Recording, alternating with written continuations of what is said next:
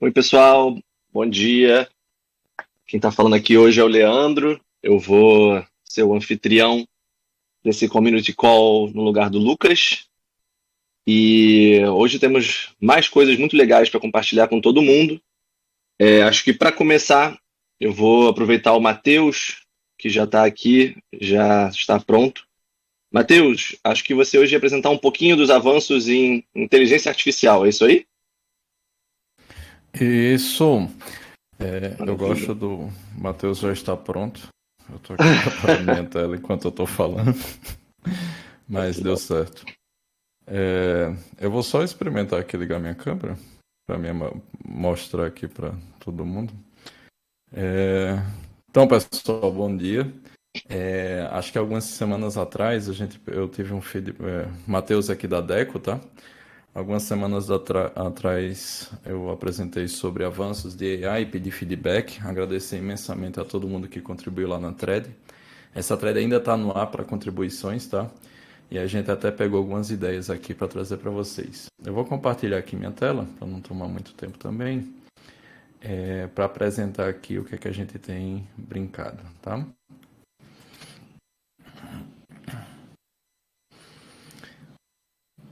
Então, vamos. Pronto. Chegou minha tela, Leandro? Tudo ok aí? Tá perfeito. Boa. É, Aqui na DEC, uma das preocupações que a gente está tendo é se alavancar desses avanços de AI. Partimos para uma abordagem mais safe, tá? Que é olhar um pouco em coisas básicas que a gente pode acelerar o processo, principalmente de comercial em cima da plataforma. Mas a gente não se limita aqui, tá? Esses são os primeiros avanços de muitos que virão. Então, quem tem usado o CMS, o admin, tá? Pode ver que quando você entra no editor de Rich Text, você está contemplado não só com o TinyMCE como editor, mas também aqui algumas prompts e sugestões e melhorias de AI, tá? Essas sugestões já estão no ar, já estão funcionando. Nós colocamos algumas que são mais ou menos padrão, tanto em outras ferramentas, mas também de interesse aí da comunidade. Então você quer um texto mais informal, quer um texto mais profissional, quer melhorar teu texto, quer deixar mais curto e mais longo, a IA já está com essa possibilidade para os rich texts em si, tá? Não só você tem essa possibilidade dessas melhorias que são simples e meio pontuais, como você pode também escrever seu próprio prompt. Então posso botar aqui, fale como um pirata. E aí ao aplicar, ele vai aplicar qualquer transformação que tem, tá? Leva um tempinho ainda, 2, 4, 5 segundos, mas é natural do próprio processo de IA. Então, por favor, se vocês encontrarem alguma prompt que mereçam estar aqui nas sugestões, eu sei que lá na thread já tem um bocado, mas lembrem para reforçar isso lá na thread, tá? Eu vou postar aqui inclusive no chat da thread. E se vocês tiverem algum problema, alguma coisa do tipo no uso desse produto, por favor, também é bem-vindo contribuições, sugestões, indicações, tá? Esse é o primeiro avanço, novas surpresas estão vindo, a gente está em andamento aí com algumas coisas, mas que devem entrar nas próximas semanas. Era isso aí, Leandro. Obrigado. Maravilha, Matheus. Estou ansioso para ver o que vai surgir disso daí. O próximo, então, convidado aqui a falar e compartilhar um pouquinho com a gente é o nosso queridíssimo Igor Brasileiro. Brasileiro, eu entendi que você vai falar um pouco sobre reaproveitar sessões e fontes, é isso mesmo? Isso. Primeiro eu vou falar a respeito dos loaders de fontes. Eu vou compartilhar minha tela aqui também. Para quem não me conhece, eu sou brasileiro, sou engenheiro aqui na Deco. Eu vou apresentar um pouquinho agora do que tenho trabalhado nesses últimos dias. É, Deixa eu só compartilhar a minha tela certa aqui. Boa. Vocês estão vendo meu browser? Sim, tá ótimo. Pode seguir. Beleza. Então, é, eu trabalhei ultimamente na melhoria de como utilizar o Google Fonts. E eu estava testando aqui a performance do site da Fashion e a nota do First Contentful Paint estava na casa dos 2,4 segundos. Isso estava acontecendo porque a gente utilizava uma fonte do Google e a fonte do Google você bota um CSS, que esse CSS tem a definição do font face e nessas definições do font face tem o link de uma fonte. E aí eu preciso primeiro carregar o CSS, depois baixar o CSS, depois baixar a fonte. E aí isso faz com que aumente consideravelmente o First Contentful Paint, que está relacionado com os textos das páginas. E aí meu trabalho foi em cima disso, que foi basicamente criar um loader de Google Fonts, onde eu recebo a font family do Google, eu baixo no servidor o Style Sheet, e aí eu retorno esse Style Sheet para o browser. Só que, se eu retornar esse Style Sheet para o browser com as definições de fonte do Google também, eu ainda preciso baixar a fonte em um outro domínio. Porém, ainda há um ganho. Só que, como vocês podem ver... Opa, troquei aqui a imagem. Como vocês podem ver, abrir conexão com outro domínio é custoso. Fazer, como o WebDev chama, fazer o setup de uma conexão, a primeira, é custoso, porque você precisa fazer o DNS Lookup, Initial Connection, fazer o handshake do SSL. Isso é custoso. E aí a técnica é você colocar tudo, o máximo de coisa possível, self-hosted, no seu próprio domínio, porque quando você carrega o site, já foi feito esse passo todo e para fazer subsequent requests, você não precisa. E aí foi criado um loader de fonte, onde basicamente ele proxia o request da fonte. No caso aqui, a gente está proxiando request de uma fonte do Google. E aí, o resultado final, como vocês podem ver, deixa eu só encontrar aqui a definição do estilo.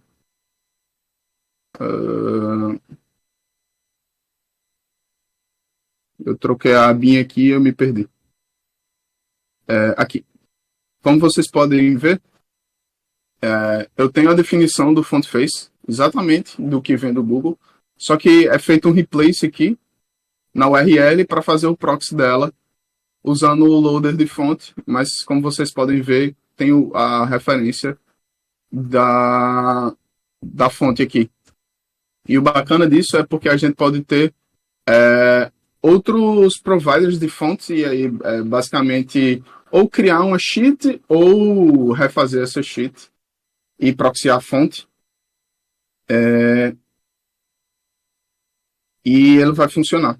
E como utilizar isso, preciso fazer, para quem já tem um site, na Deco, preciso fazer a melhoria aqui no componente de tema, onde você chama o loader do Google Fonts para baixar o CSS e você retorna todas as props. Lembrar que no admin também precisa trocar a configuração da sua fonte no seu tema. Deixa eu abrir aqui.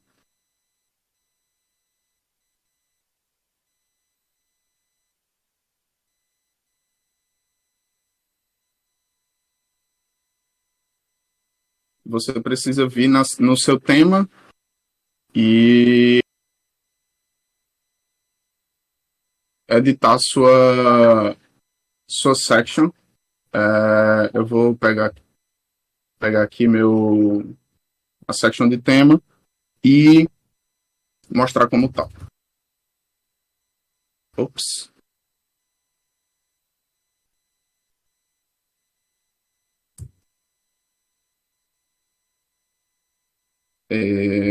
Aqui, fashion tema. Pronto. Agora a gente permite que as fontes sejam um array de fontes e basicamente a mudança é essa. Você precisa vir aqui e colocar. Se você já usava uma fonte do Google, você precisa escolher uma nova aqui, porque o esquema mudou. É isso a respeito das fontes. Assim que acabar a apresentação, eu coloco os links no chat.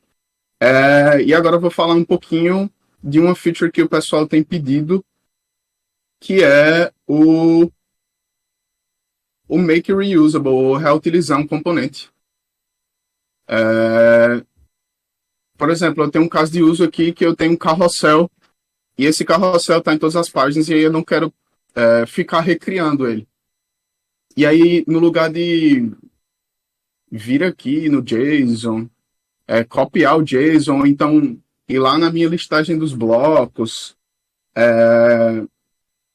e criar um bloco com a configuração igual a que tem aqui, agora, na verdade, está sendo implementada essa feature, está em fase de testes. Eu posso tornar uma section reutilizável e eu vou colocar aqui um carrossel home. Ele vai salvar a minha revision, vai publicar esse bloco e vai aqui, como vocês podem ver, tem a UI de um bloco salvo. Ele está aqui como um bloco salvo, ele continua renderizado na minha página. Eu vou dar um F5 aqui, e se eu vier em carrossel, eu vou ver meu carrossel home que eu acabei de criar, e agora em qualquer outra página, ou em qualquer, seja lá onde for, onde permitir utilizar essa section, esse bloco de section aqui, eu consigo referenciá-lo. E é isso. Aceito feedbacks de vocês a respeito da usabilidade e qualquer outra coisa. É isso, pessoal. Maravilha, brasileiro. Genial. Muito bom esse recurso de reutilizar bloco. Já posso ver o pessoal usando ele massivamente. Agora o próximo aqui a fazer a demo é Thiago Jimenez. Tá tudo certo aí, Jimenez? Você pode mostrar pra gente os avanços com imagens? Opa, bora lá. Deixa eu só mostrar aqui para vocês. E bora. Boa. Acho que vocês estão vendo aqui, né? Deixa eu só deixar mutado. Boa. Então, galera, o que eu queria mostrar para vocês hoje é o que faz 70% do nosso site, que são as imagens, né? Então, se você abre nossos sites de e-commerce, blogs e tudo mais, grande parte dos dados trafegados na web são as imagens. E grande parte da otimização que você pode fazer no seu site são as imagens também, né? Então, hoje, como é que a gente está lidando com as imagens hoje, né? As imagens hoje, atualmente, aquelas que a gente sobe lá pelo admin da Deco, quando a gente usa aquele componente de imagem, né, que está no STD, o que acontece? A gente renderiza um elemento aqui, né, no HTML, mas o domínio que a gente serve as imagens, né, não é o próprio domínio da loja, né, nesse caso. Então, não é o Fashion Deco Site. É um domínio aqui diferente da loja, do que o da loja. E aí, acontece o mesmo problema que o brasileiro mostrou. O brasileiro mostrou aqui que quando a gente serve conteúdos em domínios diferentes do da loja, você paga um preço para conectar com o DNS e tudo mais. E aí, o que a gente fez foi, em vez de servir no domínio aqui da internet, a gente começou a servir no próprio domínio da loja as imagens. E aí, então, uma coisa que vocês podem ver é que, tipo, então, antigamente a gente tinha aqui, ó, o nosso Largest Contentful Paint de 2.3 segundos, servindo no domínio da internet. E aí, agora, depois dessas mudanças, a gente tem que o nosso Largest Contentful Paint está em 1.7. Então, a gente caiu quase 500 milissegundos aí só de resolução de DNS, né, e tempo de baixar a imagem.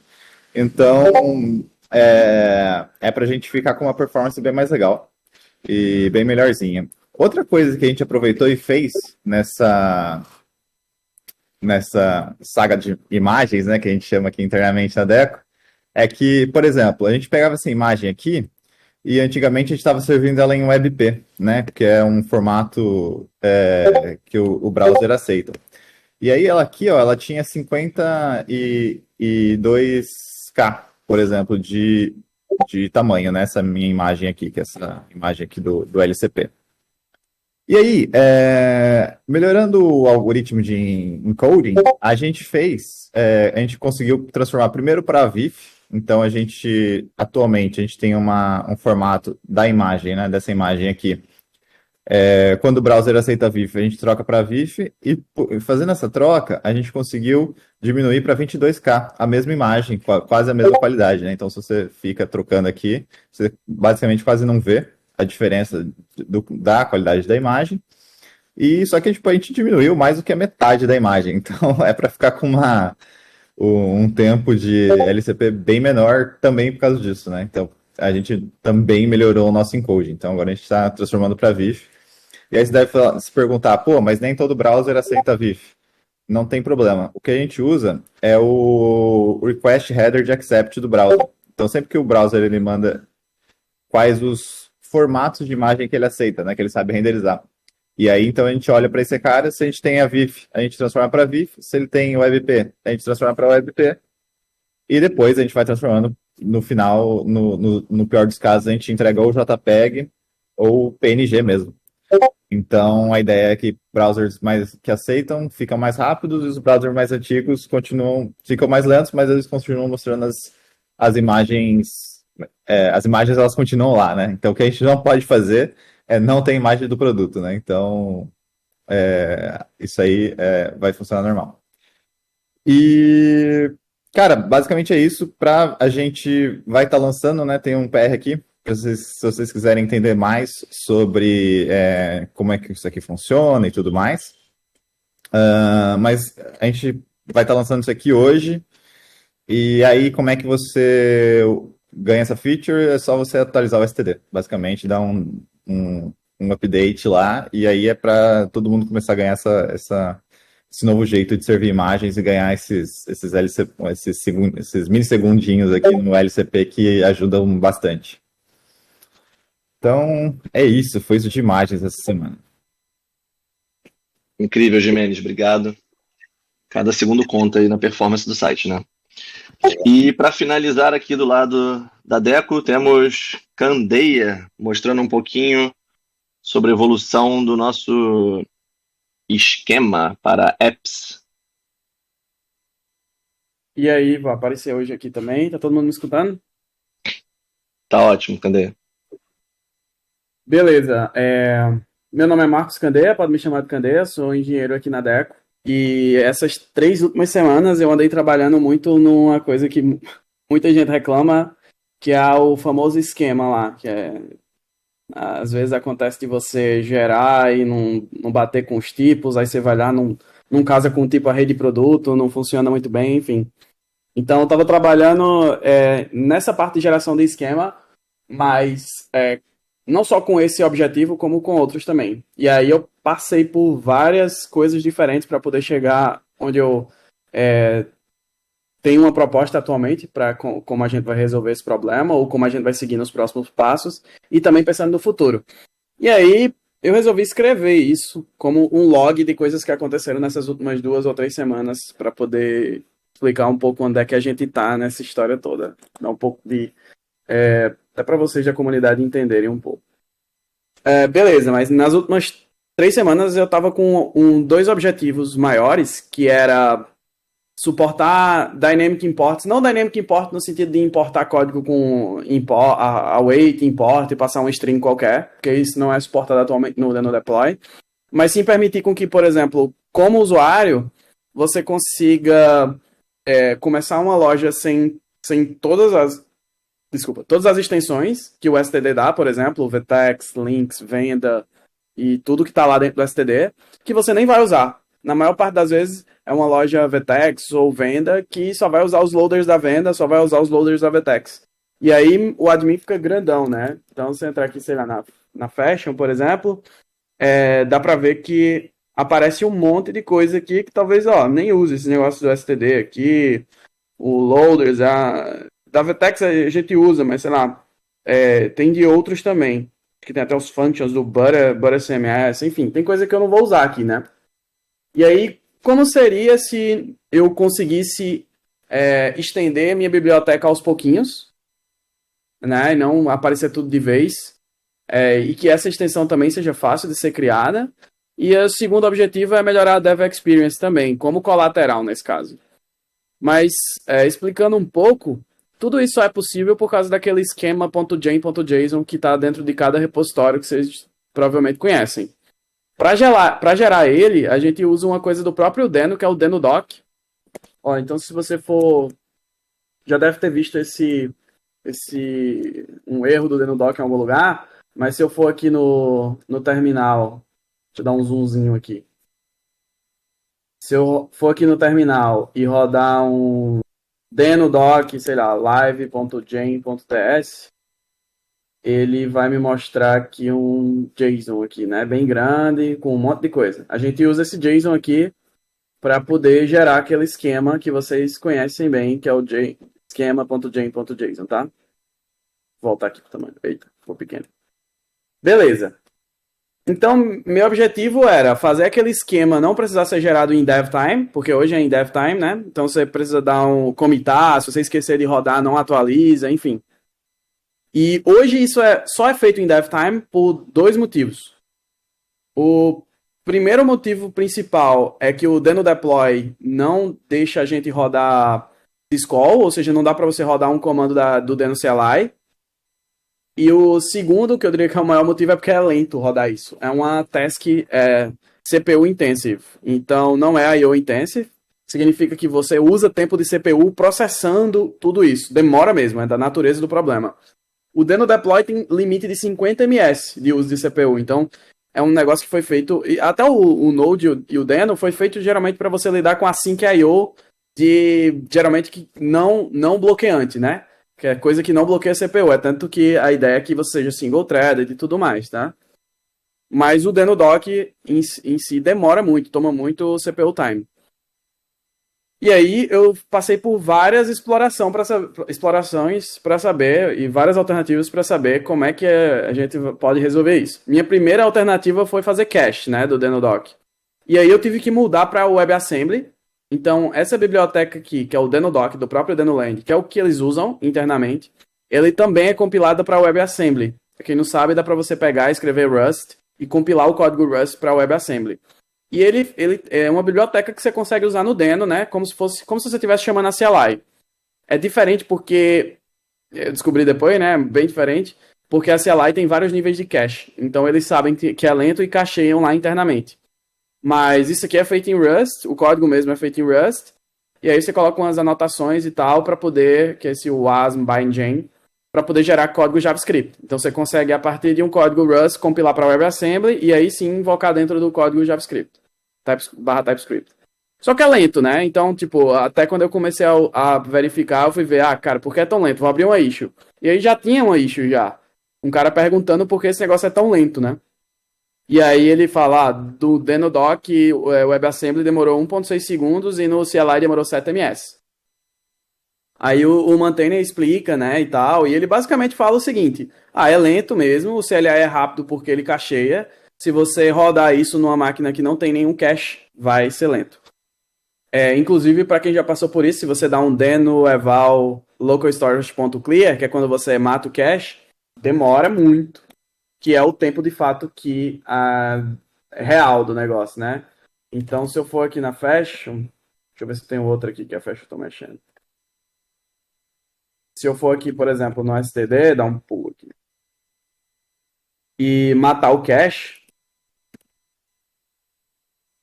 e dar um deno test start, o STD nem tem muita coisa, mas ainda assim vai demorar um pouquinho para gerar. Ó, ele começou a gerar aqui o esquema, que é quando ele coloca essa mensagem aqui, e vai terminar depois de um tempinho, né? Ó, não terminou ainda. Terminou o Tailwind, tá gerando o esquema ainda. Ó, terminou, 14 segundos para gerar, quase 15. Aí quando eu rodo de novo, obviamente tem cache nesse negócio, e aí vai ficar muito mais rápido do que, ó, demorou 1.4 segundos. Geralmente vai melhorando esse tempo, né? 1.4 segundos para gerar o do STD. Beleza. Então, a gente tem que se alavancar de cache para fazer isso. E o cara falou, não vou colocar cache no WebAssembly. Se você quiser performance, use direto o código da CLI de Rust.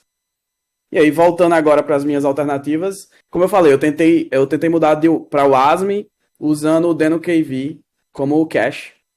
Só que ainda assim, não consegui, como eu falei, porque o DenoDeploy tem limite de 50 ms de CPU lá. Então eu, no meio da geração, perdia todo o meu trabalho, porque se ele matava o isolate em 50 ms, eu perdia tudo que estava em memória. E o outro problema era que não existia um mecanismo meio que de single flight, que é o quê? Quando você está gerando na sua máquina localmente, você garante que só você está gerando, né? E não tem trabalho duplicado. Quando você está gerando remoto, ou seja, no deploy, não há garantia que 2 pedidos de geração de esquema caiam no mesmo isolate. Então, 2 caras podem estar fazendo retrabalho, gerando o mesmo DenoDoc 2 vezes. O que seria muito ruim, né? E teria muita sobrecarga e isolates iriam morrer à toa. Então, minha segunda tentativa foi, tá bom, vamos sair do DenoDeploy e vamos tentar usar o código direto em Rust. Então, eu tentei fazer um DenoDoc, meio que servidor de DenoDoc, que é um cara que ia concentrar o cache, e eu tentei fazer ele em Rust de RPC. Eu não sei se vocês conhecem, mas gRPC é o protocolo da Google para fazer procedure call, né? Para você fazer uma execução de código remota, vamos pensar assim. Só que aí eu bati em um problema. O primeiro problema foi que o Deno não tem bidirecional streaming, que é o que eu precisava com o DenoDoc Server. Então, até desenhei aqui uma imagem que é um pouco complexa, mas esse DenoDoc Server, ele ia funcionar como um servidor meio que assim, eu preciso do DenoDoc de um arquivo, e esse arquivo não está na internet, está localmente no seu deploy, né? É um arquivo no seu sistema de arquivos, numa pasta, que eu preciso fazer o DenoDoc.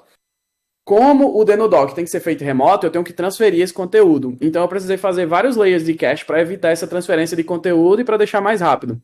Então, primeira coisa, eu troquei de gRPC para WebSocket, porque aí eu tenho streaming, meio que um streaming, né? O WebSocket, para quem não sabe, é implementado no TCP, só que você precisa fazer um handshake HTTP, mas você consegue ficar mandando mensagem para lá e para cá. E a ideia é que eu tenho vários níveis de cache. Eu tenho um cache L1 que eu chamei aqui, que é o cache que diz, para esse deployment, eu já gerei o DenoDoc desse arquivo, tá aqui a resposta, né? Então a primeira coisa que eu vou é nesse cache L1. Se não tiver no cache L1, ele faz um desafio, né, um challenge para o site mandar o conteúdo, porque trafegar esse conteúdo é caro. E aí não só isso, como ele também gera um hash do conteúdo. Vou explicar por que daqui a pouco, mas ele me dá o hash e o conteúdo. Com esse conteúdo e o hash, eu agora consigo salvar nesse in-flight requests, que eu também vou explicar daqui a pouco, que é como se fosse um cache em memória, né? Então eu tô lá no DenoDoc Server. tem um complicador que a maioria dos nossos sites usam import map. Então eu tenho que transferir o import map também. Porque aquele import que você faz $live, não sei o que, ou Deco Sites STD, ele tá com a entrada de onde está o código lá no import map. Então eu preciso transferir o import map para o doc server. E ele cria uma pasta com esse import map e tal. E aí, por que eu mando o conteúdo aqui? Porque eu criei um cache L2 implementando um CAS. Eu não sei se vocês conhecem um CAS, mas um CAS é um Content Addressable Storage. Ele serve basicamente para quando criar um hash do conteúdo do arquivo é mais rápido do que a operação derivada daquele arquivo, né? Geralmente é isso, que é meu caso. Então, é muito mais rápido ler o arquivo, fazer um hash dele, do que pedir o DenoDoc desse arquivo, que é uma operação que demanda muito mais tempo. Então, eu criei um caso, e a vantagem é que, dado o mesmo conteúdo, o DenoDoc necessariamente é o mesmo. Então, eu consigo fazer esse cache hit legal. Por que eu fiz um caso também? Porque, primeiro, entre deployments, você não muda todos os arquivos do seu repositório, ou seja, eu consigo aproveitar esse cache entre deployments, e também a gente tem arquivos muito parecidos, porque a maioria dos sites começam da fashion, começa do starting, começa de um template, né? E aí o template está igual ao arquivo, ou seja, vai ser um cache hit nesse caso também. Então eu tenho um cache L2 aqui com um caso. Se você já tem... então, vamos lá. Se eu conseguir fazer se eu já fiz alguma vez o DenoDoc para aquele file path, para aquele deployment, eu retorno o DenoDoc, aí beleza. Se não, eu mando o conteúdo e o hash. E aí o DenoDoc server salva no cache L2. Ele pergunta, na verdade, esse hash está salvo? Se sim, acaba, né, e retorna o DenoDoc. Se não, aí ele começa de fato a rodar o DenoDoc. Aí a primeira coisa que ele faz como o arquivo do DenoDoc não está nesse carinha aqui, que é o doc server, e sim está no site, eu preciso com que o denodoc, eu tenho que passar endereço de um arquivo ou de uma URL. Então, nesse caso, eu fiz um trick aqui, que é, quando ele pedir um arquivo, ao invés de pedir para o file system, né, que é um endereço do arquivo /users, /candeia, não sei o que, eu troco esse /users, /candeia por localhost, que é o endereço do próprio servidor, e a porta que ele está rodando. Sendo assim, ele bate no próprio servidor, e aí eu uso a mesma conexão WebSocket aqui em cima, para poder pedir o conteúdo do arquivo. E aí, uma vez que eu tenho o conteúdo do arquivo, eu retorno o conteúdo do arquivo, porque aí o Deno CLI precisa disso. E aí eu consigo pegar do in-flight que eu coloquei aqui em cima, ó. Aquele in-flight que é meio que um cache em memória só para aquela request. Aí eu retorno o conteúdo e aí sim vem o denodoc. Então, muita coisa acontece para você poder ter um denodoc de um arquivo, né? Só para exemplificar um pouco. Então, eu estava nessa implementação Rust aqui, consegui fazer uma versão com WebSocket, mas porque eu não tenho muita proficiência em Rust, eu preferi abandonar, porque eu achei que eu ia conseguir fazer melhor nessa próxima implementação aqui, que é uma Deno-based. Então eu tentei fazer em Rust, não ficou legal, não consegui ir até o final, não consegui aproveitar o multithreading de Rust bem, e aí eu tentei fazer um Deno-based approach aqui, que é a mesma coisa, só que em Deno. Tá até aqui o código, eu acho. Tá aqui.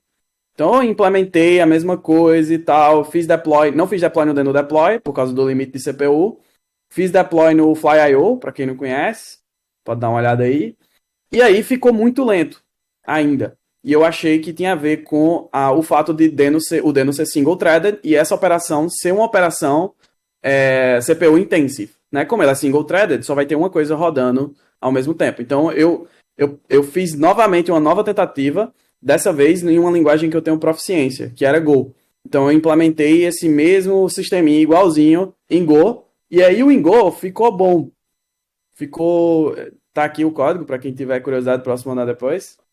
O código em Go ficou legal, retornava, porém gastava muito recurso ainda. Eu precisava de uma máquina muito boa. E no final eu ia precisar de uma infraestrutura extra para fazer isso tudo, que teria que ser boa e talvez cara.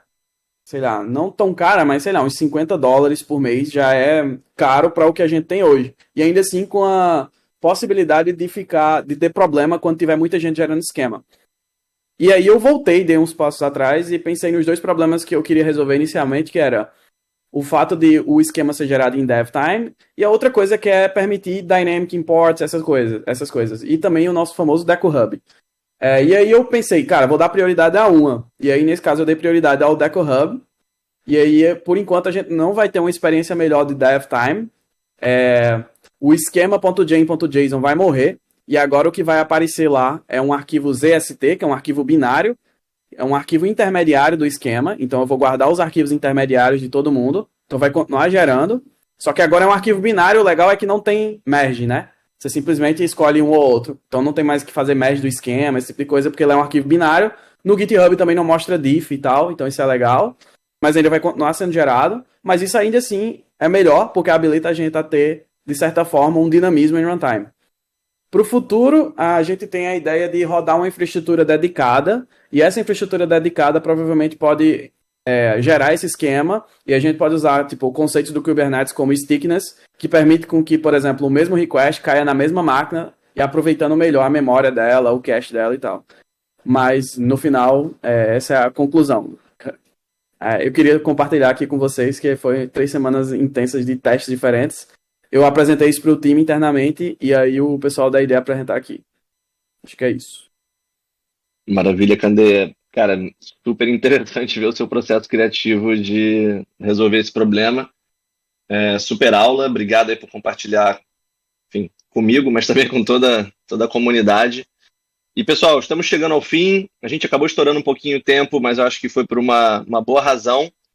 E eu queria aproveitar, antes de fechar, reforçar o nosso convite para todo mundo da comunidade que tenha algum projeto legal, que tenha feito algo, não importa o tamanho, que você se orgulhe, para dar um toque na gente, para preencher lá no canal no I Made This. Depois a gente vai compartilhar aqui o link de novo, para vocês na semana que vem estarem apresentando e também mostrar para a gente o que vocês têm feito em cima da Deco, que é sempre muito rico para toda a comunidade.